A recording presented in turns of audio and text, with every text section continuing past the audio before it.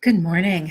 This is Angela Coulter, Conscious Transformation and Ascension Guide and originator of Trinity Energy Progression, bringing this podcast of Living the Shift.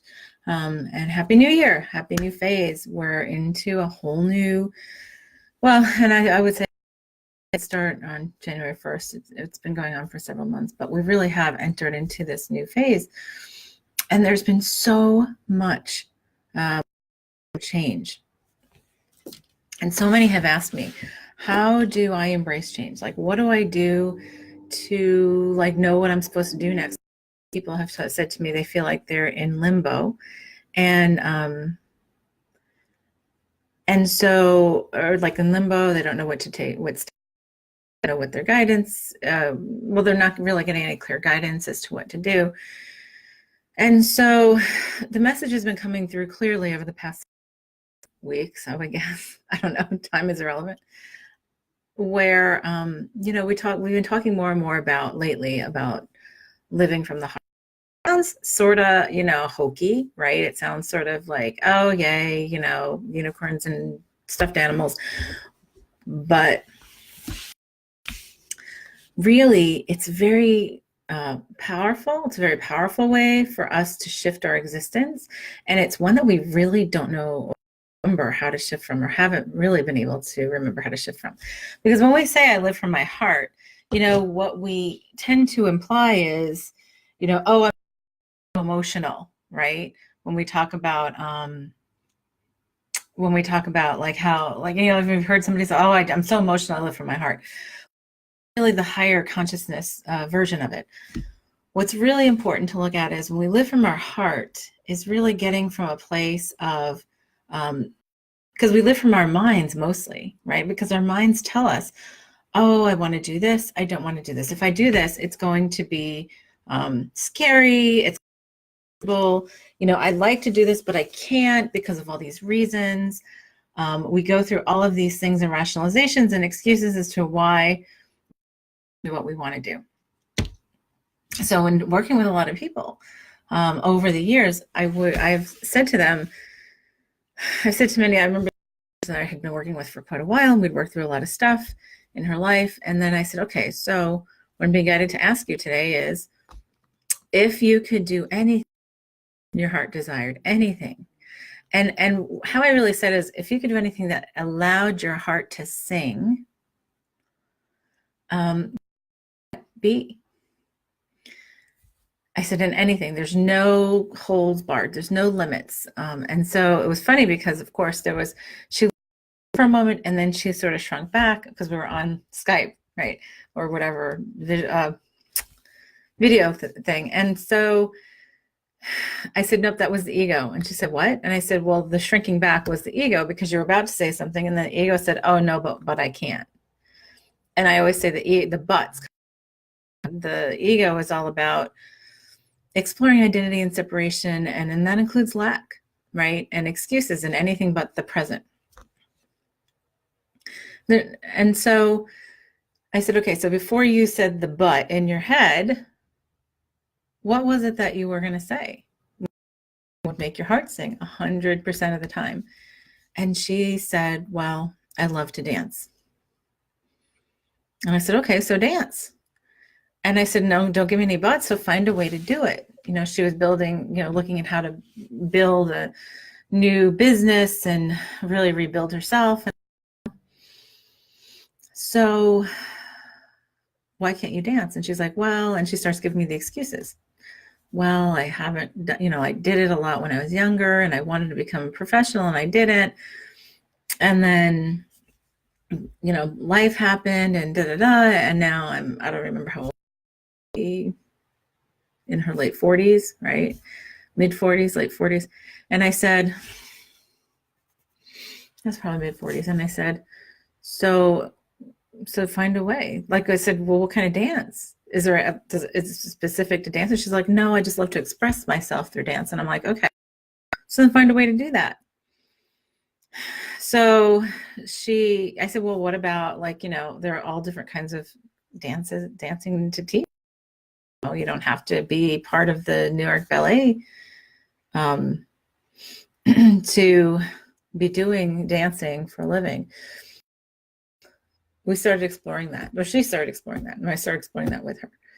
And so what happened was, originally she got turned on to Zumba. She became an instructor on that. That was like the first thing. Then she started exploring other like dancing expression kind of things that she started doing that. She got further, and doing that actually opened her up and pushed her off this ledge of discomfort, right? Because it wasn't safe or comfortable, and all these, she had to get past all these judgments that she'd had that had prevented her from getting there. And so it was funny because she had taken certification for Zumba. This is when she started. And she was like subbing. I don't even know if she was subbing at that point. She'd just gotten certified, and she was going to a Zumba class, and she was coming out of the gym and literally in the parking lot going to her car, where somebody randomly walks up to her, randomly, and says, "Are you a Zumba instructor?" And she's like, "Because that gym over there needs one. They can't seem to find anybody." Like literally in the parking lot, and she didn't. It's like this sort of random thing. And that sort of pushed her to even talk to somebody, to even get those juices rolling. And then she had to, get past all of her limitations and the self-doubt about being put together a routine and all that kind of stuff. So fast forward, this is probably, I don't even remember how many years ago that was now. Probably 5 or now, like she's built a whole business around it. She has done Zumba. She continues to do Zumba. She does other kinds of dance. She's actually gotten into, and opened herself up to the possibility of her own power through the movement of her body. And she does something that she combines them with, a class that she's created, and she's continuing to do that. So the thing was, when I said to her, "What would make your heart sing?" and she wanted to say dance, pull herself back because the ego was saying all that stuff of why you couldn't do it. The key is for us to look at that and observe that within ourselves, to say, why am I stopping myself? If I ask myself what would allow my heart to sing all the time, and it's not what we're doing, why are we not doing it? Because, we always give ourselves excuses. What age? Because I'm a mother, because I'm a father, because I have responsibilities. So, what I tell people is you don't have to start at like whole hog. You might be guided to. Most of us don't. We build something up, and then you can create a plan on shifting it, or allow all possibilities for the universe to do it. I will promise you this: if we move up to the bliss of your heart, and this is not emotional, this is bliss. This is like living in a place of unconditional love, of remembering how to be in this place where you love every minute of every day, because what you're doing allows you to embody your joy as the divine unconditional love that you are. And so few of us actually do it. We think there's a lot of things. Oh, it makes me feel good to help other people. That's the first thing, right? And I always say, well, but if you had no other person, would you help them? Like if you were by yourself on a desert island, but you could do anything but leave there, what would it be? What would you do? Because we get so lost in things that are really hidden behind the ego, right? And I'm not saying that as a bad thing. It's just that we've gotten into. So that would be things like, I'm doing something. I like to, why I'm here to serve, and I'm here to serve others and happiness. And it's like, but what's your motivation for doing that? If it's to feel good about helping other people, right? Then that's an externalization of our value, of needing to have somebody value you to feel important and yourself. So that's actually an egoic motivation. Because we say culturally, well, it makes you a good person to work with others, help others, right? When we explore and embody and nourish ourselves and really allow ourselves to part, what would make us sing all the time, would make us really excited about every moment of every day. Then from there, what happens is instead of being like obligated to serve others and say, well, that's, your purpose of being here, we shift that to so full. I am so nourished. I am so full of love and so vibrant that the cup spilleth over, that I can't help but help others, right? There's a completely different energy to that. Because if we continue to say, oh, I have to help others to feel good about myself, I have others to feel good about myself, eventually, well, what happens if you had no others, right? Then you couldn't do that. But eventually, you would run dry. The well would run dry. And, we talk about this all the time in energy healing and everything else, where people who do energetic work or psychic work or whatever, and it's not just limited to really prominent in this field, will run themselves ragged personally and sacrifice themselves so that they could make other people happy, because it makes them feel good about themselves by other people telling them how good they are. And so when you shift that, right, when you shift that and you actually, so here's the thing. I love doing what I do. I love the magic, right? So before I even am working with other people, a bunch of time to really look inside, because that's what my guidance has been. Well, okay, so you got the gist and you can feel what really makes you tick. Peel back the layers of obligation and roles and expectation, and then get to a place of what is it that really makes you tick. And you don't care if there's nobody else around, that you would do it anyway. So, I love this because I love seeing multidimensionally, and I love experiencing all this stuff. And I love seeing remembering the ability to create infinitely, right? And so I employ that in everything I do, and I play in it all the time. And the reason I love people is it's like, because my goal is to help you remember that magic within you, so that we can all play on the same playground together and then really create some really awesome stuff. It's a very different motivation than saying, okay, well, I have to serve you, so I have to, help you heal and everything else. And it's like, well, but I just say, well, look at what I've done, and look at how much fun I'm having, and look at how amazing this is. And you can do this too, right? Together, and then the fun really starts, right? And it doesn't have to be in this. I mean, it can be in anything. The challenge is really getting to a place and many, what is it that makes your heart sing all the time? That response has been, I have no idea. Because we have put layer upon layer upon layer of obligation, of externalized value as to what we are or what we are not, or what we lack of, so that we have to bring it to us or have somebody else value it.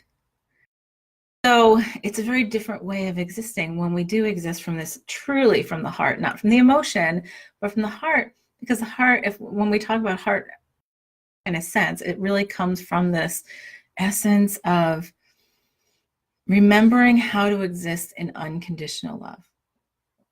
And with unconditional love is bliss. Bliss, where it is orgasmic to be here in every minute, that you can see the beauty and amazing stuff around, and that you can embody it, and that you can emanate it every day. And then everything else that we experience in the 3D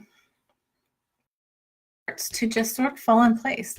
So what happens is this: when we sit and think about it in our mind, because a lot of people hear this stuff, and well, yeah, but that doesn't pay the bills. Except, here's the thing: when we allow ourselves to be the authentic, divine bliss that we are, and we allow ourselves to express it, everything in our life will align to support us, so that we are in a completely, well, I want to say comfortable, but not really comfortable, but just supported, that we don't have to think about it anymore. So, people are, this is a habit. It's a cultural habit. It's, this whole dimensional habit, and in part of the experience that we've had, and part of the limitations we've set for ourselves, to say, oh, well, I have to wait until this, right? I can't do this because of this. I have to stay here because of this. I have this relationship because I need the money or the support. And that what that implies is I don't trust that the universe will support me to stand on my own 2 feet and be authentically who. And it's a big jump. Many think that, like, oh, well, that's easy for you to say. And it's like, because I don't stick, right? They are surprised when I say, well, when the message came to me from my higher self, so me talking to me to say, this is what you're here to do. Let yourself do it. Basically, I was saying, I took it at the time as a dictation, right? Which of course the ego would back up and was like really irritated. Like, I don't need to do this full time. And then the higher self was like, yes, you do. Except the ego was taking it as like, no, you're telling me. And then what happened was the higher self said, no, we set it up this way. So now I'm going to set up all these situations, shut down this other business so that you have no other choice but to turn this way. And once I did that, so the scariest part was doing it. I did that. Once I got through all the stuff that my ego was telling me the reasons why I couldn't do it, because I would be judged, because people would think I'm a freak, because and then there's like 1,000 different reasons. When I finally just did it, I didn't know, many come to me like, I don't know how to start this. I don't know how to get out there. What if nobody comes? And I'm like, honestly, I don't even remember thinking any of that. The biggest thing for me was, how can I even really do this, right? And at the time, the need for other people to approve of what I was talking about or what I was doing. So when I finally did it, like the first year just, it was getting through all of that, right? And then a year had gone by and I looked back over my shoulder and I realized, oh my gosh, I have never had so much fun and so much magic in my entire life. Thank you, higher self, for making sure mind to do this. And it wasn't that the higher self was saying, you must do this or else. The higher self was saying, it's time for us to live our bliss. And this is the doorway that will start to allow you to do that. So that's another really important point. When we start to do that, many say they don't even allows them to express bliss or be bliss. They don't even know, what allows them their happiness, because they're so layered on, oh, I have to be a mother, I have to be a spouse, I have to be a father, I have to do this, I have to work a 9-to-5 job, I have to get this kind of paycheck, I have to pay these bills, I have to have this kind of car, blah, blah, blah, we have to have this kind of life. And so we go through all that stuff and we have all these layers of why we can't do something and other things first, which is self-sacrifice, by the way, right, to the 3D. That when we finally get through, what if I start? This is what really makes me tick, right? And so it doesn't have to be like, many times people say, well, I don't even know how that would look. There's nothing, I'd love to do this, this, and this. And I'm like, so let it, flow together.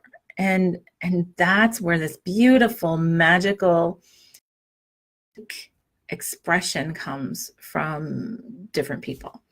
And that's where, if you go back to what I spoke about, I don't know, sometime in the past, I've talked about it many times on this one and on my other podcast, The Ascended World, with my friend Sarah Sieg Emanuani.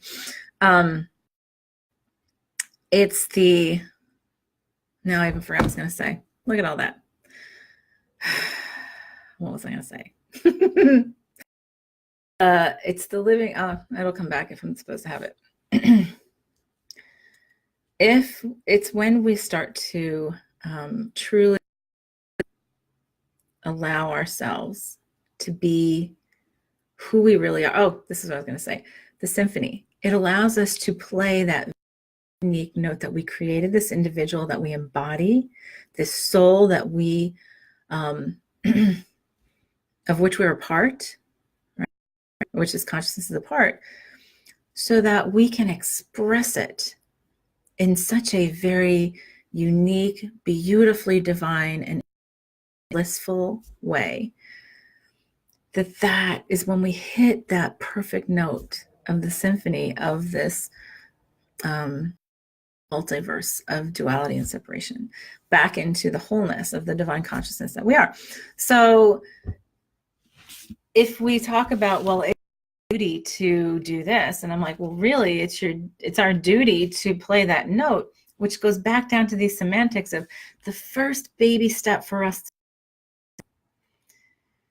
is to look in the mirror and say, what will allow me to be happiness? What will allow me? What will enable me to embody my bliss, to be and allow the bliss that I am, and to allow it to be natural, so that I then will have fun and enjoy every moment of every day, and that I'll have nothing overflowing love, which will automatically affect others around me. And then I give unconditionally, and I give from a nourished place, which then helps others to realize that they have permission to do it too. I'm giving myself permission. That's what this year is all about. And I'm going to be doing programs this year on Take the Leap, living in the heart. I wanted to start talking about this because this is something we've been talking about and sort of edging around.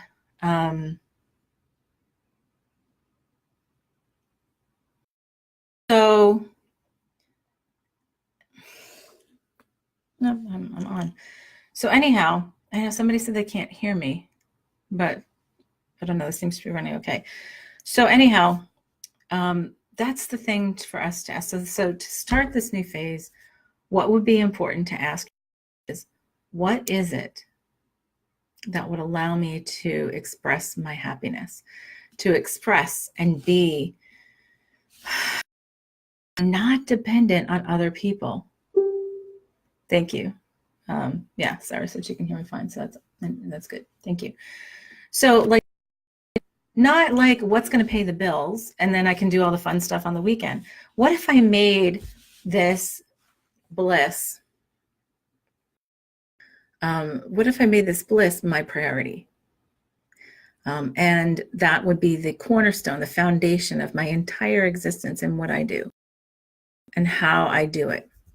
And if I actually trusted that my higher self, that the higher consciousness will guide me for opportunities and possibilities that will support me in all ways, then I cannot waste my energy worrying about all this other stuff.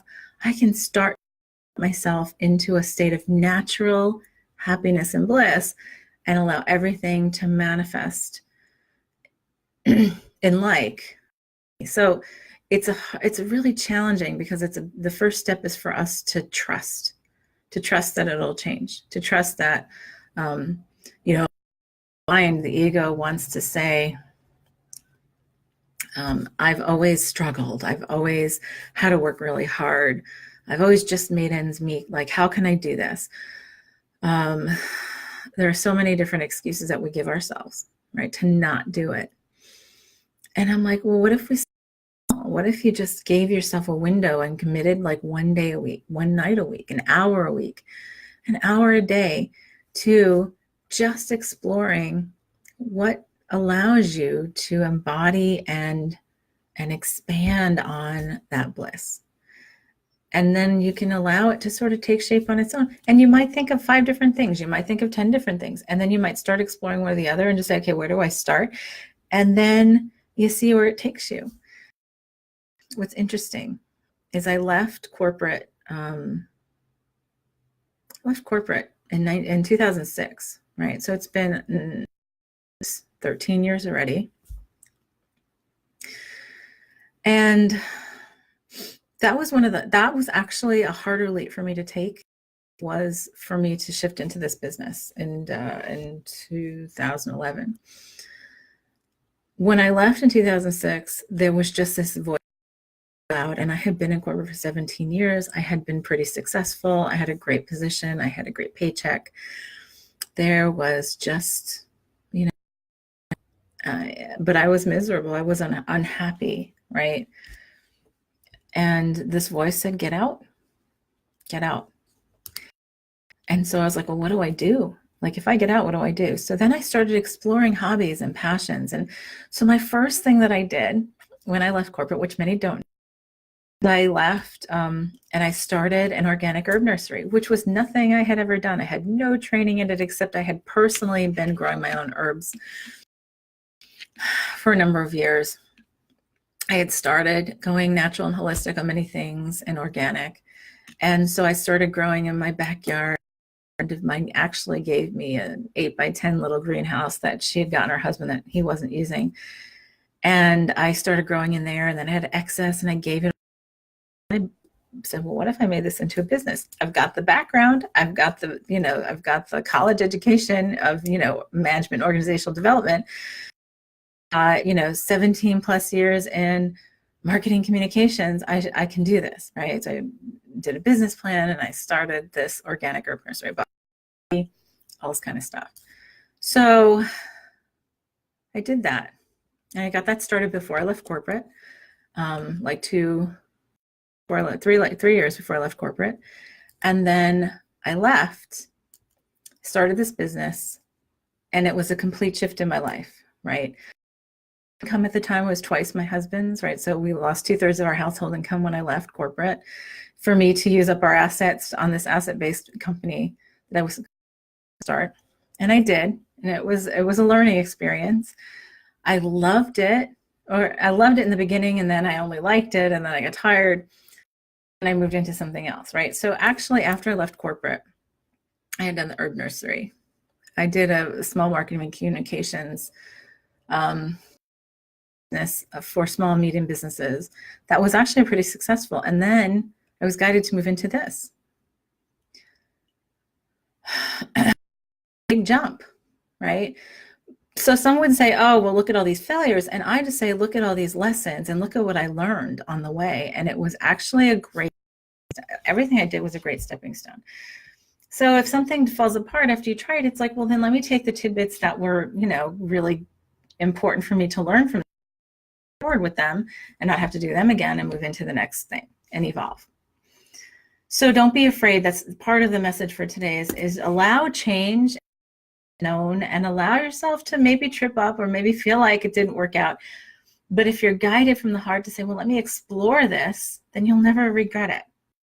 I don't regret it. Actually, it was a lot of heavy shifting. Yes, we had a lot of financial issues that came up because of all the money I had to spend with that business, that initial business.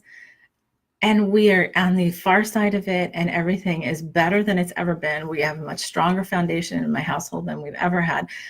I have so much confidence that the multiverse supports me because here I am, and it has.